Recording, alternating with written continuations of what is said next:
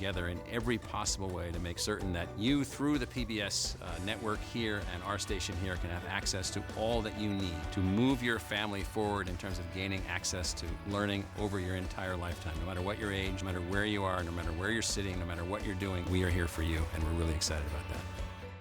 Programs on Arizona PBS are funded in part by a gift from the estate of Gene Alexander. For more information on how to include Arizona PBS in your estate plans, call 602-496-8888. Coming soon to Arizona PBS.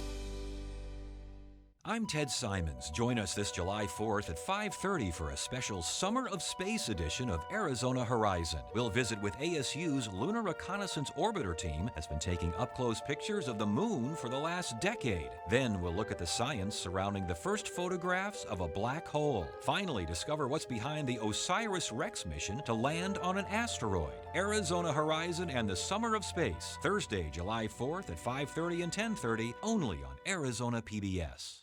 Support for Arizona PBS comes from viewers like you and from... I'm Susan Linkus of the Linkus Group, a fee-based registered investment advisor specializing in financial planning, investment management, insurance strategies, and more. LinkusGroup.com, investing for life. From the Cronkite Studios in downtown Phoenix, this is Cronkite News. Border agents are preparing to move migrants into a new shelter in Yuma. We tell you more about why some say this facility could be more costly than others. And it's been 6 years since the Yarnell Hill fire took the lives of 19 hotshots. We'll share what community members are doing this weekend to honor them. Also, playing political hardball, but not on Capitol Hill. Republicans and Democrats faced off on the field for charity. Cronkite News starts now. Good evening and welcome to Cronkite News on Arizona PBS. I'm Kevin Thompson. And I'm Gabriella Collage. Thank you for joining us. A new detention facility opened today in Yuma. Border Patrol officials say they need the extra space to house migrants as they are processing after seeking asylum in the U.S. Cronkite News reporter Amanda Slee has more. The U.S. Border Patrol says they will start placing families in this new temporary facility by tonight. This tent-like structure can hold up to 500 people and is air-conditioned, but a managing attorney at SEMA Law Group in Phoenix says a solution like this costs more money than other alternatives. You can place an ankle monitor on the adult, on the mom or the father, and you can track them at all times, and the cost would only be a fraction than keeping them in a shelter. For the last 2 years, the number of people coming from Central America has continued to increase. Border Patrol's 400-person capacity building in Yuma is often overcrowded. Even before this detention spike took place, if you will, we did see that the majority of the people that would come in and seek asylum would show up to their court hearings. The facility is equipped with TVs, washrooms, laundry machines, and some basic bathroom supplies. Although this is a temporary detention center, there is no confirmed closure date. In the newsroom, Amanda Slee, Cronkite News. More presidential hopefuls battling it out on the primary debate stage in Miami last night. 10 Democratic candidates shared with the American people what they would do if elected to the nation's highest office. Over the course of 2 hours, they addressed a range of topics, including health care, immigration, climate change, the economy, and President Trump's policies. There were tense moments and even some attacks. 20 of the 24 Democratic candidates will go head-to-head in 2 more debates next month in Detroit. ICE officials in Phoenix have confirmed an outbreak of mumps amongst migrants in several Pinal County detention facilities. Officials say at last count, they have had 56 confirmed cases of mumps, along with an additional 81 suspected in Pinal County ICE detention facilities. Pinal County spokesman Joe Pirates says out of all the cases of mumps reported so far, one of them is an employee, while the rest are all detained migrants. We've got to make sure it doesn't get out. And right now, our steps that we're taking, along with the facilities that do have the ICE detainees, have been very cooperative in helping us keep this localized. In an emailed statement to Cronkite News, ICE responded in part by saying, quote, We instituted numerous measures to prevent the spread of communicable diseases, including an initial medical screening upon arrival and a full medical checkup within 14 days. Our medical team's quick reaction to the presence of illness has resulted in a very low transmission rate. Nevertheless, dozens of other detained migrants have had to be placed under quarantine. Anybody who may be suspected of having the mumps are put into a pod with other inmates who are suspected of having that. ICE officials say detainees diagnosed with mumps are typically at the facility less than a month, approximately the time it takes for the virus to incubate and symptoms to appear. According to Pirates, those who don't have the virus are released from quarantine after 25 days, which is the standard incubation period for mumps. But for those who do have the disease, they are given the MMR vaccination. And during the quarantine period, detainees still have access to resources. They are still allowed to meet with their lawyers. They're still allowed to meet with family. Health officials say despite the outbreak inside the detention facilities, there's no current threat to the community, and the most they can do at this time is make sure those migrants coming in are getting vaccinated. Today marks the 6th anniversary of the start of the Yarnell Hill fire. Many people are remembering the lives of the 19 Granite Mountain hotshots who died while battling the fire in 2013. On Sunday, a ceremony is happening at the Yarnell Hill Fire Memorial Park. Speakers will honor the hotshots and also talk about how the community has recovered since the tragedy. The Yarnell Hill fire is the deadliest wildland blaze in the U.S. since 1933. At exactly 4:42 p.m. on Sunday, the bell at the Yavapai County Courthouse will ring 19 times as a tribute to those fallen hotshots. More on the Woodbury fire. It's now 68% contained and almost 124,000 acres in size. Crews are trying new ways to fight the fire with technology like drones, which helps them see into areas that are too dangerous for firefighters. Investigators are still not sure what started the fire, but they do know it is human caused.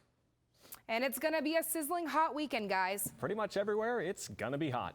Ryan Sundin is tracking the forecast for us. Ryan? So it's a typical day here in Arizona, guys. Phoenix is 99, Casa Grande is 99, Lake Havasu is 99, all the same. But up top north, we have Grand Canyon at 83, which is a nicer weather if you want to get out and go. Today, for the rest of the night, we have 108 where it jumps up and then it cools down from 6 o'clock on. So it'll be a little bit nicer at 10, but then again, it's a little late in the night to go out. For tomorrow, it's going to jump up a lot higher. So we got 111 in Phoenix and then kind of 110 surrounding us. So it's going to be a really warm day and a really sunny day. So remember to keep your sunglasses on and even keep sunglasses on your child because the UV radiation can come and get them. But for tomorrow during the day in the valley, we have 91 in the beginning of the day at 8 o'clock, and then we jump up to 108 and 110 by 4 o'clock. So if you want to get out there on a Saturday, I always say go earlier as opposed to later. For the state temperatures, for the week temperatures, we hit 111 again on Saturday, 110 on Sunday and Monday, but then we cool off as we go into 4th of July, and then 4th of July weekend where it hits 106 and then 107 on Friday. Live from the Weather Center, it's Ryan Sundin. And after 10 years, the city of El Mirage is going to stop using cameras to catch speeding drivers. The decision to end the speed photo enforcement program comes almost a year after an illegal speed trap was found. The city council returned more than $93,000 to drivers who were caught in the trap and had to pay fines. The cameras are going to be removed next month. Well, members of Congress were playing political hardball in Washington this week, and some of it was even inside the Capitol. The actual hardball took place just about 2 miles away at Nationals Park, where Democrats and Republicans suited up for an annual charity baseball game. A rite of summer in D.C. as Julian Pardas reports from our Washington bureau. Baseball is said to be America's favorite pastime. It's a time to be with friends and a time to have fun. And for Congress, both sides, Democrat or Republican, the annual congressional baseball game is both. It's America's pastime, the game of summer, a game of inches, and most of all, baseball is a game of tradition. Tradition is important, and this is a great tradition. One of the great traditions of the United States Congress is this friendly rivalry between the Republicans and Democrats. One of those traditions is trash talking, and it's no different at the annual congressional baseball game. Well, it isn't that we're beating the Democrats, we're just beating the team that's not as good as us. Stanton, playing in his first game as a congressman, talked smack right back at Biggs. Is Biggs playing over there? Yeah. Oh, wow, okay. Yeah, so I definitely want to outplay my friend Andy Biggs, for sure, yeah. The game was first played in 1909 and has been played most years since. Despite the partisan nature of the teams, lawmakers say it lets them move beyond party politics of Washington and raise money for charity at the same time. It's a lot of fun. You could do something that's good for the community. And again, you get to spend some time outside of the realm of politics to get to know other people, not just based on what they're voting or how they're voting. Charities include local boys and girls clubs, literacy groups, and a fund for U.S. Capitol Police after 2 were wounded in a shooting 2 years ago during a GOP practice for the game. You want to be part of a worthy cause, and if we were just out here playing ball, that wouldn't be good enough. But the fact that we're able to help raise money that's going to go to help some people, that really makes it special. The first game took place in 1909, and for over 100 years, congressional members have participated in this bipartisan event for charity. At Nationals Park, Julian Paras, Cronkite News.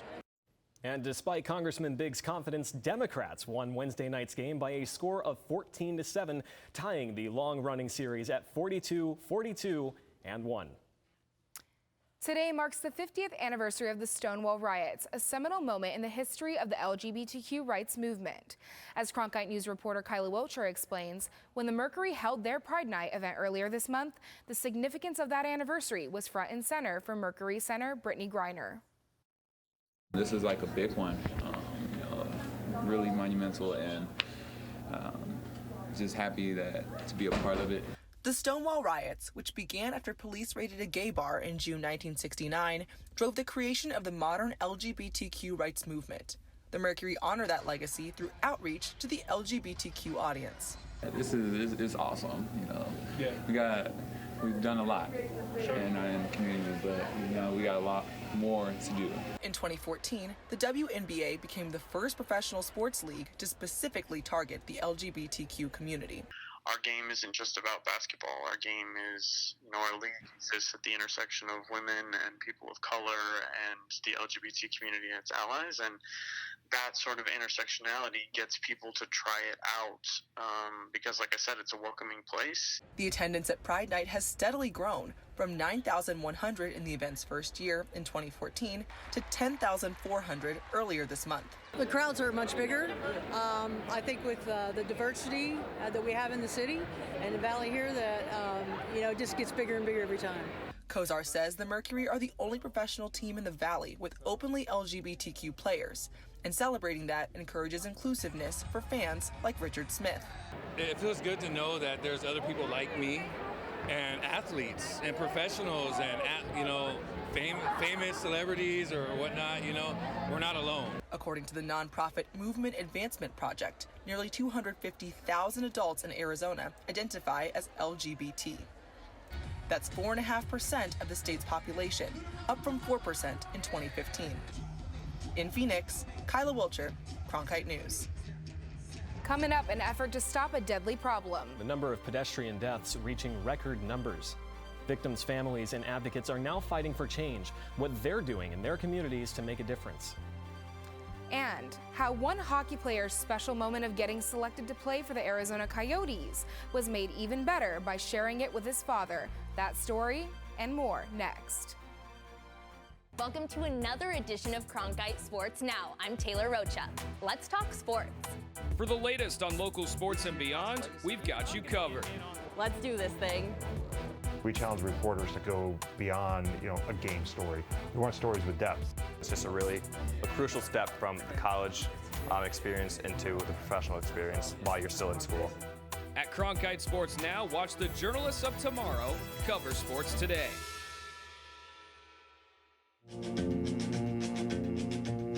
As sure as night is dark and day is light, I keep you on my mind both day and night. The song came from my mother's fear.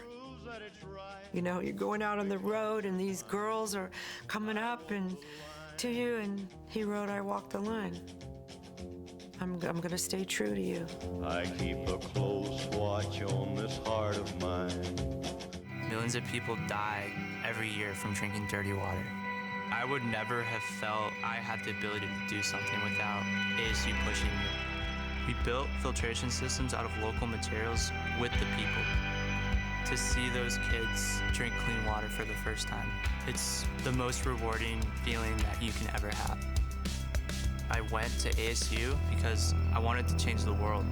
The thing I never would have expected is how the world would have changed me. When we first started giving to PBS, we were much younger and gave what we felt we could. And then as the years went by, we just felt that it was part of what we wanted to do, that we didn't want to leave all of our money just to our family, that there were other places, and PBS is the kind of platform that enables so many people to enrich their lives. For more information about including Arizona PBS in your future plans, visit azpbs.org/giving. Pedestrian deaths are the highest they've been since 1990. According to federal statistics, nearly 50,000 people have died on U.S. roads since 2009. The reasons vary. Some blame cell phones and others distracted driving. Others say sprawling cities and wide roads are the bigger culprits. A team of reporters from the Howard Center for Investigative Journalism here at ASU have been investigating what victims' families and advocates say are slowly changes to a deadly problem. Above a busy intersection in Los Angeles, a sign cautions motorists to drive with care. It's yards away from where 17-year-old Christian Vega was struck and killed in February. Que era buen hijo. He was a good kid, a good child. Muy respetuoso. Very respectful. To his family, Christian Vega was quiet and kind, a nurturing figure to his siblings. His mother describes his absence as an unfillable void. They take comfort visiting the site where he was killed. The intersection of Riverside Drive and Newell Street is a busy area, with the bus line connecting the neighborhood to food, medical care, and other vital needs. Although the area hasn't changed, the amount of traffic has. Navigation apps are guiding motorists away from heavy interstate congestion and onto Riverside Drive. The result? More cars and higher speeds. Riverside Drive, it's become a fifth lane of the 5 freeway. David De La Torre and other concerned residents have called for safety improvements along the street for years. City engineers approved a left turn signal at the intersection in 2017. But it wasn't installed until after Christian's death because the city says funding was unavailable. We have a reactionary government when it should have been more proactive to prevent such an incident from happening. But Christian's incident isn't unique. We've seen a nearly 50% increase in the number of pedestrians fatally struck by vehicles on American intersections and roadways since 2009, a reversal of what had been a decades-long decline. Streets are wider. Streets are so wide that streets are basically freeways sometimes, or they have freeway-like speeds. Daisy Villafuerte with the advocacy group Los Angeles Walks says the city wasn't designed for walking, which leaves pedestrians vulnerable. If you try to walk a street, you'll spend a good 10 minutes without ever seeing a crosswalk. Unlike older, denser East Coast cities that were built before automobiles ruled the roads, Sunbelt cities like Phoenix and Los Angeles were built with cars as the dominant mode of transportation. We're seeing an epidemic of pedestrian crashes happening on arterials. Engineer Randy Dittburner says that pedestrians and vehicles use the same major roadways, which creates conflict. But that's where the pedestrians want to be, just like that's where everybody wants to be. That's the way to get through our cities and towns. A good example? Southern Avenue in Phoenix, where 15-year-old Keyshawn Hubanks was killed by a car in December. Hubanks was crossing the street when his family says a driver sped out of her lane and hit him. His mother, Nida Richards, found him on the curb. Once I, took his hood off his head, I just knew he was gone. Although only a freshman in high school, Keyshawn was independent. He took the bus to school and helped care for his siblings. I didn't have to worry about the kids while I was at work, or, he knew what to do, knew when to do it and how to do it. The Hubanks apartment complex is half a mile away from signaled crosswalks on Central and 7th Avenues. That's a long way to walk for people who need to catch a bus to school or work. That makes no sense. Kids are going to be kids. I can't sit up and tell you I walked to Central just to go to the dollar store. National advocacy groups say crashes like Keyshawn's are more common in low-income areas. It's evident in Southern California, where residents in underserved neighborhoods are waiting for safer streets. Early infrastructure that a lot of other parts of the city take for granted just never got to this part of the area. Los Angeles District 6 Council member Nuri Martinez knows this neighborhood lacks some crucial road safety elements like sidewalk accessibility ramps. For a mom who's trying to get to work every morning and drop off her kid with a stroller, how is that mom supposed to be able to cut across the street and use that sidewalk or that side of the sidewalk when there is not an accessible way for her to do so? These ramps are now being built as a part of Vision Zero, a program Los Angeles adopted with the goal of having 0 traffic fatalities by the year 2025. But that's the infrastructure needs that I think that we've been waiting for a really long time. We're finally starting to get to make sure that these communities of color in particular, that those needs are starting to get addressed. City officials like Chief Engineer Dan Mitchell say the Vision Zero program can't succeed without buy-in from the community. That effort really takes everyone's involvement. It's not something that the city of Los Angeles can impose on everyone else. It's something that takes everyone's commitment. Families who have lost loved ones are often the people pushing for change. I think we need to get more people like me, a family who's been affected or a survivor, to actually go to one of their meetings and talk to the residents themselves. Debbie Shung and Philip Tam started the organization Southern California Families for Safe Streets after their oldest son, 7-year-old Aiden Tam, was killed while crossing the street. And all of a sudden, I saw a driver make a right turn into the crosswalk. Aiden got hit. We ran over. The truck was on top of Aiden. The couple wants safer roads and safer drivers. They know changing laws and minds is a challenge, but it's not impossible. The European Union has seen a 35% decline in pedestrian deaths between 2008 and 2017. Experts say it's because, unlike the US, Europe forced car makers to redesign vehicles to lower the chances of death. It should not necessitate a death. It should not necessitate a lawsuit for action to occur. At the end of the day, community leaders and advocates like De La Torre say they want government agencies to take a more proactive approach to roadway design and pedestrian safety. And while they keep working to make streets safer for pedestrians, the families of Keyshawn, Aiden, and Christian keep working through their grief. While the death count has risen in the U.S., European Union countries have seen a 35% decline between 2008 and 2017. Experts say it's due in part to stricter car design regulations. There's now an easy way to visit unique places in Hawaii without leaving your home. Yeah, it turns out there's a new virtual field trip you can take. And as Cronkite News reporter Amanda Slee explains, it comes from a collaboration between an Arizona university and a private school in Hawaii. Kamehameha Schools teamed up with Arizona State University to create this virtual field trip where you can explore what are called special places in Hawaii. This immersive experience was created by integrating STEM and place-based education. This virtual experience was launched to help students in classrooms around the world learn about history, culture, and the environment of 2 sacred places in Hawaii. It's considered place-based education. Place-based education is very similar in many ways to what they call Aina-based education. In Native Hawaiian culture, they also have this very strong sense of place and teaching through place. The virtual field trip, also known as VFT, includes interactive 360-degree video, photographs, and interviews. It took just under 3 years to complete this VFT between ASU and Kamehameha Schools, a private educational charitable trust for K-12. It's not only intended to inform, but also to inspire people to look inward into their own place. He says this online field trip helps make your real visit to the area more valuable and meaningful, so you have an idea of what to expect. It's kind of like going to Disneyland, right? You're taking a child to Disneyland who's never heard of Disneyland before, and you just show up. They're going to have a great time. They're going to enjoy themselves. But if you start sharing with them about Disneyland, they start doing a little bit of searches on the web, talking to their friends about Disneyland, it builds up the anticipation and their expectations on how to behave, what's going to be there, what they can look forward to.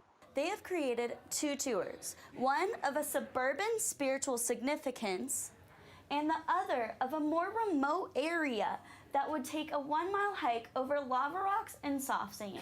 It's kind of cool to see that people are trying to preserve these, like, the mo'olalos of Hawaii. And when you think about it, like, not a lot of people know them. So this is a good way for people to get to learn about it. And virtual field trips like this will continue being a way to help students learn about the world around them. Technology advances, and we find ways to stimulate an education, and I see no reason to think that in 10 years, 20 years, students won't routinely be doing all sorts of virtual explorations. The virtual experience is meant to help students at Kamehameha schools learn, but is open and available to anyone who wants to take the virtual tour. In the newsroom, Amanda Slee, Cronkite News.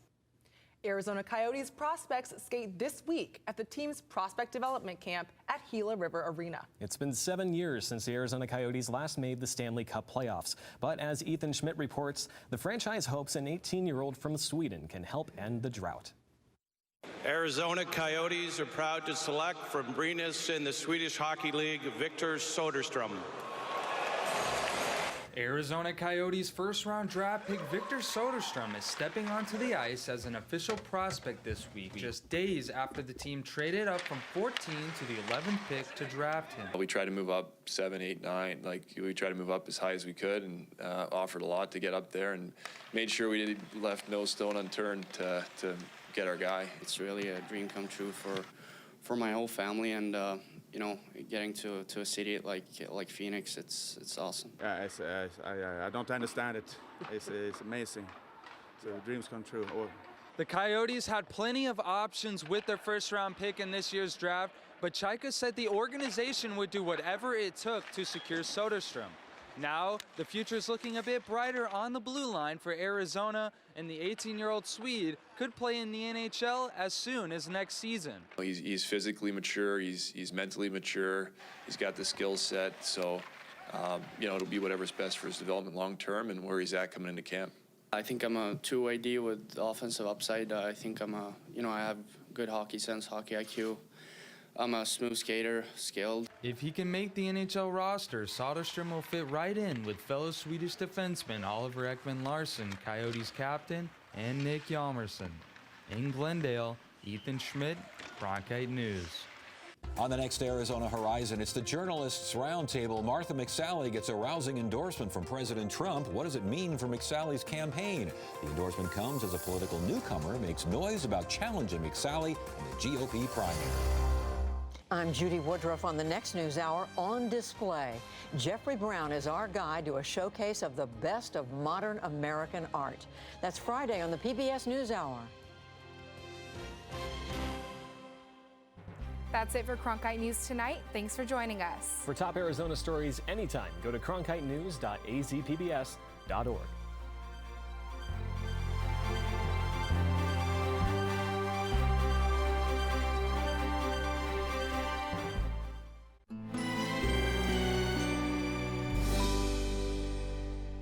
I'm Anne-Marie Slaughter, the CEO of New America. We're a distinctive community of problem solvers and storytellers who are committed to American renewal. I'd like to invite you to watch our new show, Innovating the Future, a joint production with Arizona State University. We'll talk with experts, analysts, and activists about the challenges our nation faces and the opportunity for solutions. So join us for Innovating the Future.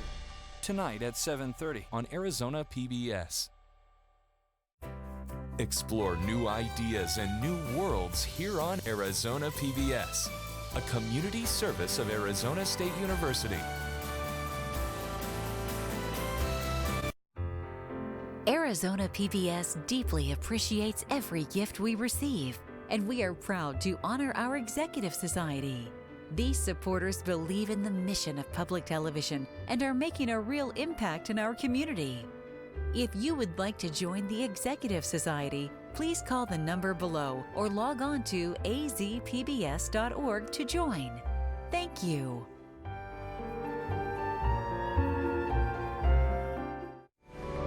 Coming up next on Arizona PBS, Life and World.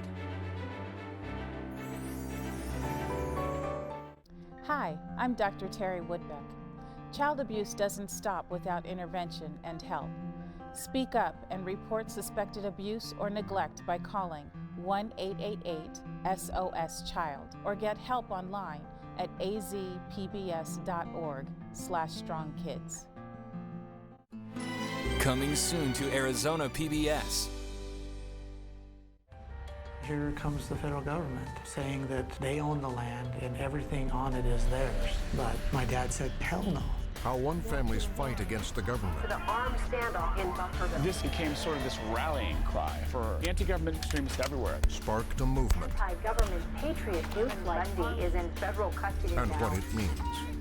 The Bundys defied 3 court orders and the rule of law. Tuesday night at 9 on Arizona PBS.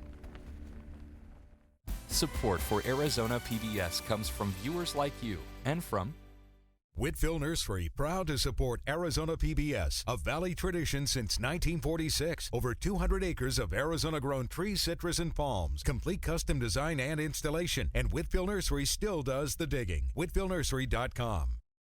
Deanne Griebel, now with Moores & Cabot Investments, serving investors since 1890, proudly supports quality programming on 8 Arizona PBS, 480-725-9602.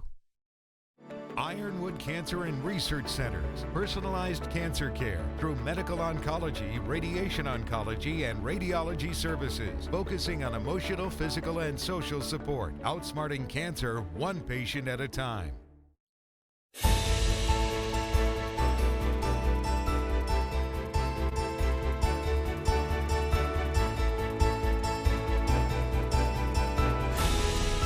Coming up next on Arizona Horizon's Journalists Roundtable, fallout continues over the reaction of Phoenix police officers over a shoplifting call, and what an enthusiastic endorsement from President Trump means for Martha McSally's Senate campaign.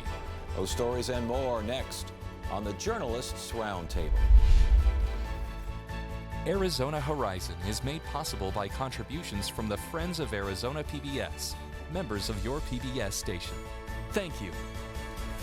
Good evening and welcome to Arizona Horizon's Journalists Roundtable. I'm Ted Simons. Joining us tonight, Lori Roberts of the Arizona Republic and Bob Christie of the Associated Press. The Phoenix Police Department is under continued scrutiny over the actions of officers responding to a shoplifting call. Let's kind of back up a little bit. What do we actually know about this incident? Well, we know what's on that tape. We know that this family was in a Family Dollar store.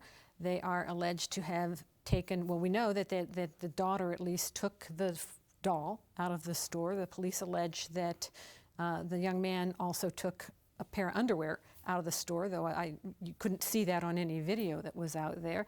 They allege that they asked them to stop. They didn't stop. I guess you'd call it a pursuit. It's kind of like an OJ pursuit because there were no sirens or anything. They go up a mile to drop the child off at a babysitter's, and that's where the tape begins. And you see a police officer screaming at the top of his lungs at this family. You see him complying at that point. They